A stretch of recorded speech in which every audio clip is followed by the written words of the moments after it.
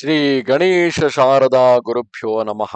ರಾಮಾಯ ರಾಮಭದ್ರಾಯ ರಾಮಚಂದ್ರಾಯ ವೇಧಸೆ ರಘುನಾಥಾಯ ನಾಥಾಯ ಸೀತಾಯ ಪತಯೇ ನಮಃ. ಶ್ರೋತೃಗಳಿಗೆ ಶ್ರೀಮದ್ ವಾಲ್ಮೀಕಿ ರಾಮಾಯಣ ಕಿಷ್ಕಿಂಧ ಕಾಂಡದ 45ನೆಯ ಸರ್ಗಕ್ಕೆ ಸ್ವಾಗತ. ಹಿಂದಿನ ಅಧ್ಯಾಯಗಳಲ್ಲಿ ವಾನರ ಸೇನೆಯನ್ನು 4 ಭಾಗವಾಗಿ ವಿಭಾಗಿಸಿ 4 ದಿಕ್ಕುಗಳಿಗೆ ಕಳುಹಿಸಿದಂತಹ ಸುಗ್ರೀವನು ವಿಶೇಷವಾಗಿ ಹನುಮಂತನನ್ನು ಕರೆದು ಆತನು ದಕ್ಷಿಣ ದಿಕ್ಕಿಗೆ ಹೋಗುತ್ತಿರುವುದರಿಂದಲೂ ತುಲ ಪರಾಕ್ರಮಿಯಾದುದರಿಂದಲೂ ಎಲ್ಲಿಯೂ ಆತನ ಗಮನಕ್ಕೆ ತಡೆ ಇಲ್ಲದಿರುವುದರಿಂದಲೂ ಹಾಗೂ ಅದೇ ದಿಕ್ಕಿನಲ್ಲಿ ಅದೇ ದಿಕ್ಕಿನಲ್ಲಿ ಲಂಕಾಧಿಪತಿಯಾದ ರಾವಣೇಶ್ವರನು ನೆಲೆಸಿರುವುದನ್ನು ಅರಿತವನಾಗಿಯೂ ಆ ರಾವಣನೇ ಸೀತೆಯನ್ನು ಅಪಹರಿಸಿರಬೇಕೆಂಬ ಅನುಮಾನದಿಂದಲೂ ಆ ಹನುಮಂತನಿಗೆ ವಿಶೇಷ ಸತ್ಕಾರವನ್ನು ಮಾಡಿ ಆತನಿಗೆ ವಿಶೇಷವಾದ ಮಾಹಿತಿಗಳನ್ನು ತಿಳಿಸಿ ಕಳುಹಿಸುತ್ತಿರುವನು. ಅದನ್ನು ಕಂಡಂತಹ ಶ್ರೀರಾಮನು ಹನುಮಂತನಿಂದಲೇ ಕಾರ್ಯವು ನೆರವೇರುವುದು ಎಂದು ಭಾವಿಸಿದವನಾಗಿ ತನ್ನ ಮುದ್ರೆಯ ಉಂಗುರವನ್ನು, ಅಂದರೆ ಶ್ರೀರಾಮ ನಾಮಾಂಕಿತ ಉಂಗುರವನ್ನು ಆ ಹನುಮಂತನಿಗೆ ಕೊಟ್ಟು, ಇದನ್ನು ಸೀತೆಗೆ ಕೊಡು, ಆಗ ಸೀತೆಗೆ ನಿನ್ನಲ್ಲಿ ವಿಶ್ವಾಸ ಮೂಡುವುದು ಎಂದು ಹೇಳಿ ಕಳುಹಿಸುತ್ತಾನೆ. ಹೀಗೆ ಎಲ್ಲ ವಾನರ ಸೇನೆಯು 4 ದಿಕ್ಕುಗಳಿಗೆ ಹೊರಡುತ್ತದೆ. ಸರ್ವಾಂಶ್ಚಾಹೂಯ ಸುಗ್ರೀವ ಪ್ಲವಗಾನ್ ಪ್ಲವಗರ್ಷಭಃ ಸಮಸ್ತಾಂಶ್ಚ ಬ್ರವೀದ್ ರಾಜ ರಾಮ ಕಾರ್ಯಾರ್ಥ ಸಿದ್ಧಯೇ. ಕಪಿಶ್ರೇಷ್ಠನಾದ ವಾನರ ಶಿರೋಮಣಿ ರಾಜ ಸುಗ್ರೀವನು ಎಲ್ಲ ಕಪಿನಾಯಕರನ್ನು ಕರೆಸಿ ಶ್ರೀರಾಮನ ಕಾರ್ಯಸಿದ್ಧಿಗಾಗಿ ಅವರೆಲ್ಲರಲ್ಲಿ ಹೀಗೆ ಹೇಳಿದನು. ಏವಮೇತದ್ವಿಚೇತವ್ಯಂ ಭವಾದ್ಭಿರ್ವಾನರೋತ್ತಮೈಃ ತದುಗ್ರಶಾಸನಂ ಭರ್ತರ್ವಿಘ್ನಾಯ ಹರಿಪುಂಗವಾಃ ಶಲಭಾಗಿವ ಸಂಚಾದ್ಯ ಮೇದಿನೀಂ ಸಂಪ್ರತಸ್ಥಿರೇ. ಕಪಿವರರೇ, ನಾನು ತಿಳಿಸಿದಂತೆ ನೀವೆಲ್ಲ ಶ್ರೇಷ್ಠ ವಾನರರು ಈ ಜಗತ್ತಿನಲ್ಲಿ ಸೀತೆಯನ್ನು ಹುಡುಕಬೇಕು. ಒಡೆಯನ ಈ ಕಠೋರ ಆಜ್ಞೆಯನ್ನು ಚೆನ್ನಾಗಿ ತಿಳಿದು ಆ ಶ್ರೇಷ್ಠ ವಾನರರು ಮಿಡತೆ ಹುಳುಗಳಂತೆ ಭೂಮಂಡಲವನ್ನು ಮುಚ್ಚುತ್ತಾ ಸೀತಾನ್ವೇಷಣೆಗಾಗಿ ಹೊರಟರು. ರಾಮ ಪ್ರಸ್ರವಣೆ ತಸ್ಮಿನ್ ನ್ಯವಸತ್ಸಹ ಲಕ್ಷ್ಮಣಃ ಪ್ರತೀಕ್ಷಮಾಣಸ್ತಂ ಮಾಸಂ ಸೀತಾಧಿಗಮೇ ಕೃತಃ. ಶ್ರೀರಾಮಚಂದ್ರನು ಲಕ್ಷ್ಮಣನೊಂದಿಗೆ ಆ ಪ್ರಸ್ರವಣ ಗಿರಿಯಲ್ಲೇ ಇದ್ದು ಸೀತೆಯ ಸಮಾಚಾರ ತರಲು ನಿಶ್ಚಿತಪಡಿಸಿದ 1 ತಿಂಗಳು ಅವಧಿಯನ್ನು ಪ್ರತೀಕ್ಷೆ ಮಾಡತೊಡಗಿದನು. ಉತ್ತರಾಂ ತು ದಿಶಂ ರಮ್ಯಾಂ ಗಿರಿರಾಜ ಸಮಾವೃತಾಂ ತತಸ್ಥೆ ಸಹಸಾ ವೀರೋ ಹರಿಶತಬಲಿಸ್ತದಾ. ಆಗ ವೀರವಾನರ ಶತಬಲಿಯು ಗಿರಿರಾಜ ಹಿಮಾಲಯದಿಂದ ಆವೃತವಾದ ರಮಣೀಯ ಉತ್ತರ ದಿಕ್ಕಿನ ಕಡೆಗೆ ಶೀಘ್ರವಾಗಿ ಪ್ರಯಾಣ ಮಾಡಿದನು. ಪೂರ್ವಾಂ ದಿಶಂ ಪ್ರತಿ ಯಯೌ ವಿನತೋ ಹರಿಯೂಥಪಃ ತಾರಾಂಗದಾದಿ ಸಹಿತ ಪ್ಲವಗ ಪವನಾತ್ಮಜಃ ಅಗಸ್ತ್ಯಾಚರಿತಾಮಾಶಾಂ ದಕ್ಷಿಣಾಂ ಹರಿಯೂಥಪಃ ಪಶ್ಚಿಮಾಂ ಚ ದಿಶಂ ಘೋರಾಂ ಸುಷೇಣ ಪ್ಲವಗೇಶ್ವರಃ ತತಸ್ಥೆ ಹರಿಶಾರ್ದೂಲೋ ದಿಶಂ ರಾಮ್ ವರುಣಪಾಲಿತಾಂ. ವಾನರ ಯೂಥಪತಿ ವಿನತನು ಪೂರ್ವ ದಿಕ್ಕಿನ ಕಡೆಗೆ ಹೋದನು.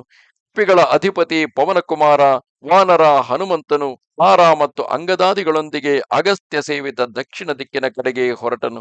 ವಾನರೇಶ್ವರ ಕಪಿಶ್ರೇಷ್ಠ ಸುಷೇಣನು ವರುಣನಿಂದ ಸುರಕ್ಷಿತ ಘೋರ ಪಶ್ಚಿಮ ದಿಕ್ಕಿಗೆ ಪ್ರಯಾಣ ಮಾಡಿದನು. ತತಃ ಸರ್ವಾದಿಶೋ ರಾಜ ಚೋದಯಿತ್ವಾ ಯಥಾ ತಥಂ ಕಪಿಸೇನಾಪತಿರ್ವೀರೋ ಮುಮೋದ ಸುಖಿತಃ ಸುಖಂ. ವಾನರ ಸೈನ್ಯದ ಸ್ವಾಮಿ ವೀರ ರಾಜ ಸುಗ್ರೀವನು ಸಮಸ್ತ ದಿಕ್ಕುಗಳಿಗೆ ಯಥಾಯೋಗ್ಯ ವಾನರರನ್ನು ಕಳಿಸಿ ಬಹಳ ಸುಖಿಯಾದನು ಹಾಗೂ ಮನಸ್ಸಿನಲ್ಲಿ ಹರ್ಷಗೊಂಡನು. ಏವಂ ಸಂಚೋದಿತಾ ಸರ್ವೇ ರಾಜ್ಞಾ ವಾನರಯೂಥಪಾಃ ಸ್ವಾಂ ಸ್ವಾಂ ದಿಶಮಭಿಪ್ರೇತ್ ತ್ವರಿತಾ ಸಂಪ್ರತಸ್ಥಿರೇ. ಹೀಗೆ ರಾಜನ ಆಜ್ಞೆಯನ್ನು ಪಡೆದು ಸಮಸ್ತ ವಾನರ ಯೂಥಪತಿ ಬಹಳ ಅವಸರದಿಂದ ತಮ್ಮ ತಮ್ಮ ದಿಕ್ಕುಗಳಿಗೆ ಹೊರಟು ಬಿಟ್ಟರು.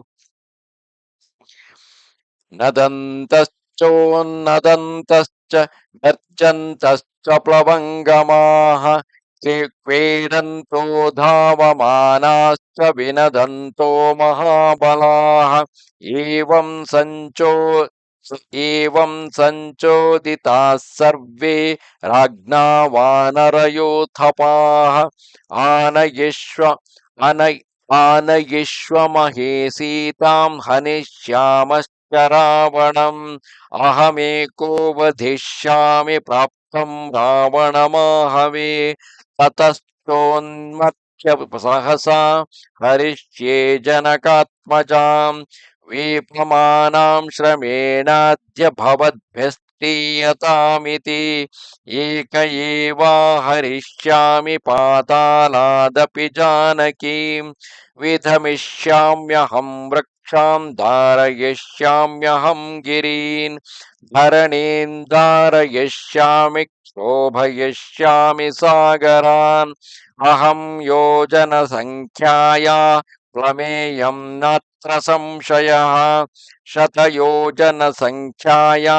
शतं समधिकं ह्यहम् भूतले सागरे वापि शैलेषु च वनेषु च पातालस्यापि वा मध्ये स न ममाच्युध्यते गतिः ಆ ಸಮಸ್ತ ಮಹಾಬಲಿ ವಾನರರು ಮತ್ತು ಅವರ ಯೂಥಪತಿಗಳು ತಮ್ಮ ರಾಜನಿಂದ ಪ್ರೇರಿತರಾಗಿ ಬಗೆ ಬಗೆಯಾದ ಶಬ್ದಗಳಿಂದ ಗಟ್ಟಿಯಾಗಿ ಗರ್ಜಿಸುತ್ತಾ ಕಿರುಚುತ್ತಾ ಓಡುತ್ತಾ ಕೋಲಾಹಲ ಮಾಡುತ್ತಾ ಹೇಳುತ್ತಾರೆ. ರಾಜನೇ, ನಾವು ಸೀತೆಯನ್ನು ಜೊತೆಗೆ ಕರೆದುಕೊಂಡು ಬರುವೆವು ಮತ್ತು ರಾವಣನನ್ನು ವಧಿಸುವೆವು. ಯುದ್ಧದಲ್ಲಿ ರಾವಣನು ನನ್ನ ಎದುರಿಗೆ ಬಂದರೆ ನಾನೊಬ್ಬನೇ ಅವನನ್ನು ಕೊಂದು ಹಾಕುವೆನು. ಅನಂತರ ಅವನ ಎಲ್ಲ ಸೈನ್ಯವನ್ನು ನಾಶ ಮಾಡಿ ಕಷ್ಟ ಹಾಗೂ ಭಯದಿಂದ ನಡುಗುತ್ತಿರುವ ಜಾನಕಿಯನ್ನು ಕೂಡಲೇ ನೀವು ಇದ್ದಲ್ಲಿಗೆ ಕರೆತರುವೆವು. ನಾನೊಬ್ಬನೇ ಪಾತಾಳದಿಂದಲಾದರೂ ಜಾನಕಿಯನ್ನು ಕರೆತರುವೆನು.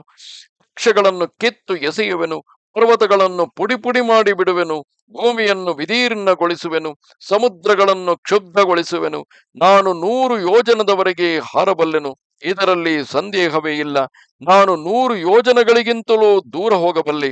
ಪೃಥಿವಿ, ಸಮುದ್ರ, ಪರ್ವತ, ವನ, ಪಾತಾಳದಲ್ಲಿಯೂ ಕೂಡ ನನ್ನ ಗತಿಗೆ ವೇಗಕ್ಕೆ ಯಾವುದೇ ತಡೆಯಿಲ್ಲ.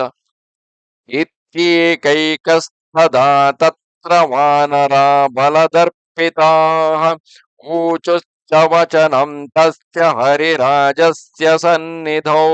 ಈ ಪ್ರಕಾರ ಅಲ್ಲಿ ವಾನರರಾಜ ಸುಗ್ರೀವನ ಬಳಿ ಬಲದರ್ಪಿತರಾದ ವಾನರರು ಒಬ್ಬೊಬ್ಬರಾಗಿ ಬಂದು ಮೇಲಿನಂತೆ ಮಾತುಗಳನ್ನು ಆಡುತ್ತಿದ್ದರು.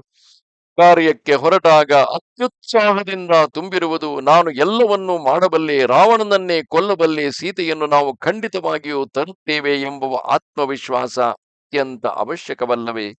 ಇಲ್ಲಿಗೆ ಶ್ರೀ ವಾಲ್ಮೀಕಿ ವಿರಚಿತ ಆರ್ಷರಾಮಾಯಣ ಆದಿಕಾವ್ಯದ ಕಿಷ್ಕಿಂಧಾಕಾಂಡದ 45ನೆಯ ಸರ್ಗವು ಸಂಪೂರ್ಣವಾಯಿತು. ನಮಸ್ತೆ ಶಾರದಾ ದೇವಿ ಕಾಶ್ಮೀರ ಪುರವಾಸಿನಿ ತ್ವಾಮಹಂ ಪ್ರಾರ್ಥಯೇ ನಿತ್ಯಂ ವಿದ್ಯಾದಾನಂಚ ದೇಹಿಮೆ. ನಮಸ್ಕಾರ.